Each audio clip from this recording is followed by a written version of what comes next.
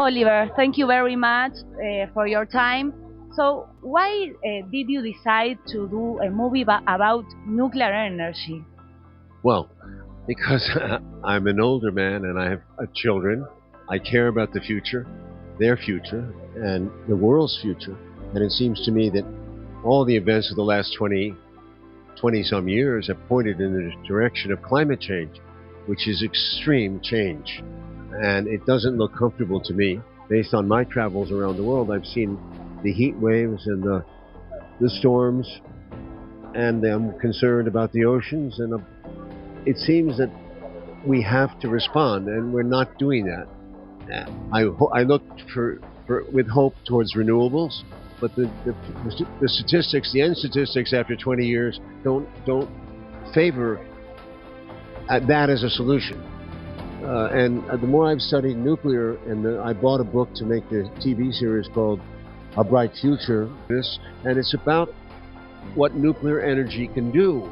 And it's amazing when you go and you study it, and you go talk to scientists, and you go to Russia, you go to France, you go to the Idaho laboratory, you begin to understand what nuclear energy is capable of.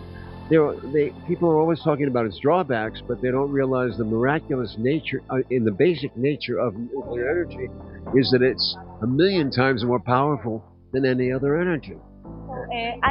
You speak about a concept that it's really interesting in your movie, that is fear mongering.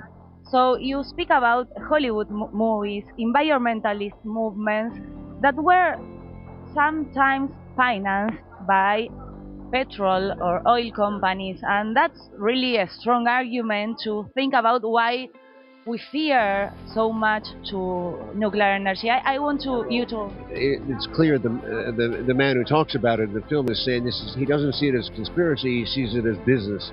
In other words, the oil companies were obviously threatened by nuclear energy, very threatened, and they went after it as a competitor, and they used dirty tricks, including getting the environmental groups back. Some of them, we don't know how many, because these contributions are anonymous. So we know in one case for sure that at the beginning, that ARCO financed Friends of the Earth. So that's pretty shocking. But it tells you what the mentality is of the people from the oil companies. And I'm not talking about the coal companies, that's even worse in many ways, but the oil companies, from the beginning have known about climate change. All their scientists did their homework, but they knew how dangerous this was to the planet, and they went ahead anyway. The executives, as typical, said, well, we have to make money, the stockholders and this and that. They continued, but the scientists are moved to the side. Whatever they say, they don't want to hear it. We fear of nuclear energy right now. Do you think that fear-mongering in TV series, in Hollywood movies, and also in environmentalists keeps on going on? Because fear-mongering is with us. It's always going to be there. It's never going to go away. You have to get used to it. There's always somebody in the crowd who says no, no, no, and that's what we get. There's always exceptions. They always say and if. Well, climate change is here now. It's with us, and the changes are going to be worse than ever. And if people really need to do something about it to get energy, they're going to be screaming for solutions, any kind of solution. So they're going to use coal, they're going to use oil, they're going to use anything, again, in mass. They don't care. But that makes it worse. So until they wake up and realize they need clean energy, that's the only solution. And they're going to scream at the end of the day, there's going to be not enough nuclear to go around. But there is enough if we get going soon. That's to say, I always know it takes time to build, but we're talking about a 30-year span here. So we're talking about building more and more and more. So there could be 2,000, maybe 5,000 reactors in the world, small and large. They could be working, and that'll be the difference. Because people are going to want more energy from the poorer countries. They're not going away. There's more and more of them. So, what do we do with nuclear waste? What's the real damage of nuclear waste? Nuclear waste, because it's so intense, is so small compared to the waste from oil, coal, and gas. The waste from those materials are not supervised. Nothing is as closely supervised as nuclear. but it's a small amount of waste. And the more you use, there'll be more waste, but it's still relatively small. Really well controlled, this nuclear waste? Well, you put nuclear, you put it in water first of all, because water is a great coolant, and it also transmits energy very well. At the same time, it kills off the radioactivity, and then you go from water, you go to casks. In America, we do 12-foot casks, concrete casks. Concrete is also a great nullifier of electricity. From casks, maybe 100 years, maybe even 200 years, you go to underground. Finland is burying it deep in the ground. In other words, let's not worry about it, because they'll say, oh yeah, but then there's underwater aquifers that are going to be destroyed. Well, we don't really know that, because they had it in Gabon. There's all kinds of other arguments, but environmentalists who think like that are thinking about 1,000 years from now or 500 years from now. What about now? And that's the answer. They can't answer it, because right now they know they're wrong. They know that nuclear has to be used, but there's a lot of ego in this business. There is no an honest debate about nuclear energy, and I would like to know why. Why do you think that there is no honest debate about nuclear energy, not in your movie, all over the world, with the public policy makers, with politicians? Well, again, this is about fear and about political movement and money. Money is at the end of the day. It's all about money. I'm just interested in what nuclear energy can do and what happened to it. Now, he found this thing in 1896, and it's a beautiful energy. And we have somehow, because we combined it with war, many people are confused between enriched uranium and low-level uranium usage. So that's what nuclear energy is: low-level radioactivity. It's not dangerous. And you were 1%. Enriched uranium, we're talking 90% and above. You were speaking in the movie, in your documentary, you were explaining that in New York it was in the way to be all powered by nuclear energy, and then yes, and then they stopped. Why? Well, it's in the film. I mean, okay, we are not going to spoil everything, but I'll tell you. Well, the U.S. was on its way to nuclear society in the 1970s. Eisenhower and Kennedy led the way. It was a wonderful plan. And France had gone 70%, 75% nuclear. France, Sweden also had a lot of nuclear. Germany was on the way, even Germany, and Japan, Korea. We were on the way to a nuclear society. We wouldn't even have an issue of climate change. That's what drives me crazy. But they stopped because of the environmental groups and because of the one accident. The Chernobyl accident was lethal. And unfortunately, we solved it. We figured out what happened. We know what went wrong. It didn't have any kind of containment structure, among other things. But it was a bad experiment. The Russians screwed up. But so what? There's going to be accidents in any industry. Coal, gas. There's worse accidents, believe me. At Bhopal in India, there was a gas accident that wiped out 18,000 people and 100,000 wounded. So, I mean, this is nothing compared to that. Nothing. The lowest activity, mortal activity associated is nuclear. It's lower than any other energy-producing activity. So, what final message, do you want to say to the new generations from Argentina about nuclear energy? Keep building. I mean, it's very important that we get reactors up and we make them safe, but we can do it. We know the way. The technology has been around for 75 years. Trust it. Trust nuclear. Great energy. We've been trained from the very beginning to fear nuclear power. The very thing that we fear is what may save us.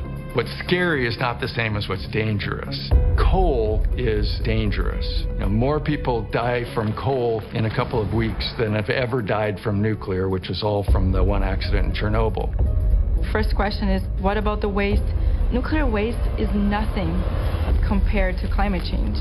Primero de todo, felicitaciones por la película Nuclear Now, es súper interesante, pero te pregunto por qué decidiste producir, dirigir una película así sobre ese tema tan específico que no forma parte del debate público, forma parte de debates, pero no del debate público de forma masiva en el mundo.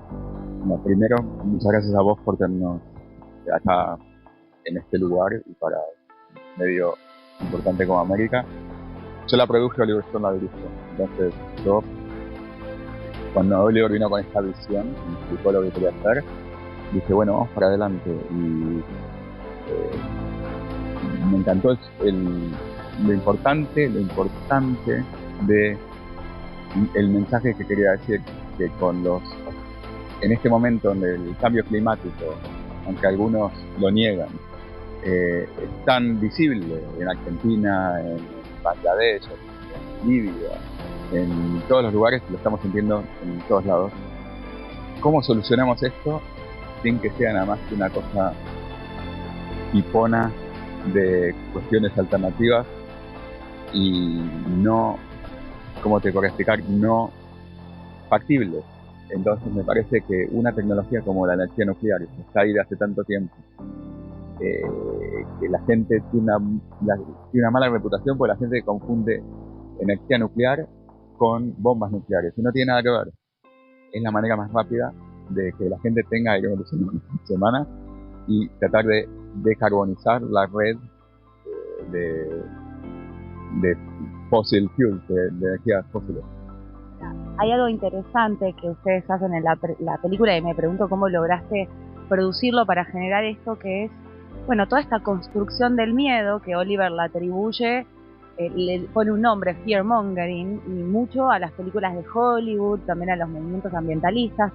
Pero ¿cómo pensaste vos en una cabeza de productor en transmitirle a la audiencia, porque está bien lograda, por lo menos es mi mirada, esa de construir de algún punto eso que nos metieron en la cabeza sobre la energía nuclear? A la hora de pensar, bueno, Oliver quiere contar esto, ¿cómo lo producimos para mostrarlo? Primero tiene que ver con la narrativa.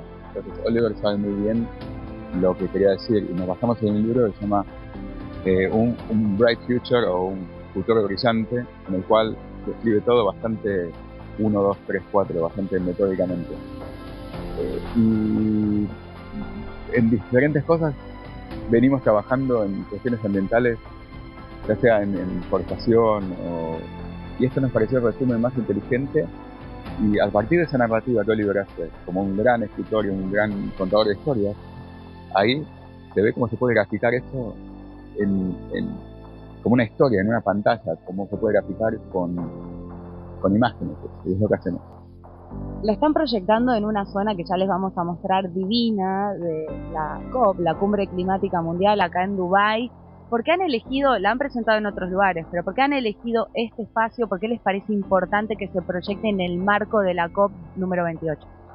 Mira, cuando empezamos esta película, la gente pensaba que estaban locos porque querían promover el uso de energía nuclear para hacer algo verde. Y ahora, hace 2 días anunciaron que iban a triplicar los esfuerzos mundiales sobre energía nuclear y la están incluyendo en esto. Entonces, Oliver es una persona de avanzada y nos parece que acá, donde todo el mundo está discutiendo el medio ambiente, un poco como preocupación y a veces como negocio, es muy importante que los líderes tengan conciencia, y esta película abre conciencia, como la mayoría de películas que Oliver hace.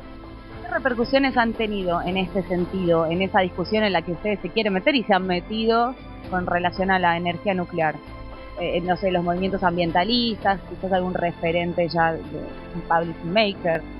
Bueno, se creó una especie de movimiento y estamos agrupando como una especie de movimientos, y desde el presidente Macron hasta, no sé, diferentes personas, diferentes ambientes políticos, hasta secretarios de energía de Inglaterra hoy a la mañana, están todos recontra a favor de la película y quieren promoverla en sus propios territorios. Estamos hablando de dirigentes de primer nivel que la vieron y la quieren promover. Claro, porque es una película que es muy gráfica y explica muy bien el sistema y propone una solución concreta para el cambio climático. para que la gente lo tenga en cuenta. Y está reviviendo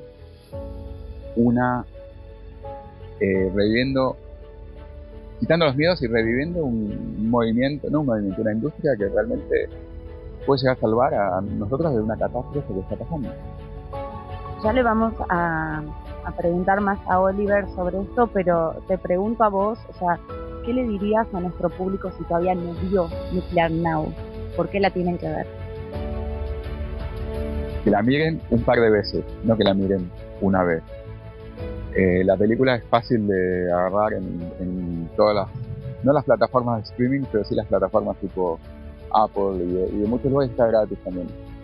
Que tengan la cabeza abierta y que tomen acción con respecto al cambio climático, que no es únicamente paneles solares y cosas, que hay soluciones que son un poco más interesantes, que son complementarias. Y lo que más me gustaría explicar es que no hay una solución, hay muchas soluciones y hay que usarlas todas, y no se le puede privar de electricidad a la gente de Chaco, a la gente que quiere un celular, o a la gente, no sé, hay que ir a todo el mundo, pero hay que descarbonizar la matriz. Por último, te pregunto, en el plano personal, ¿qué te cambió a vos producir esta película? Bueno, ¿qué tengo que ver yo con una cumbre climática y con promover pero me abrió la cabeza con respecto a las generaciones jóvenes? Es un legado que es importante dejar. Me da como, digamos, 7 años de buen karma. Así que puedo hacer macanas por 7 años. No. Pero otra buena película, por supuesto. Pero la verdad que hay veces que hacemos películas por ego, hay veces que hacemos películas por dinero, y a veces hacemos una película por contribuir a que la audiencia aprenda y por elevar la dignidad del individuo. Este es el caso con Nuclear Now, con Nuclear ahora, como diríamos. Y espero que se vea en la Argentina próximamente, y bueno, sería un placer ir a mi país y a mostrarla con Oliver también. Estaremos cubriéndolo. Muchísimas gracias por este momentito que te tomaste para hablar con nosotros. Muy amable.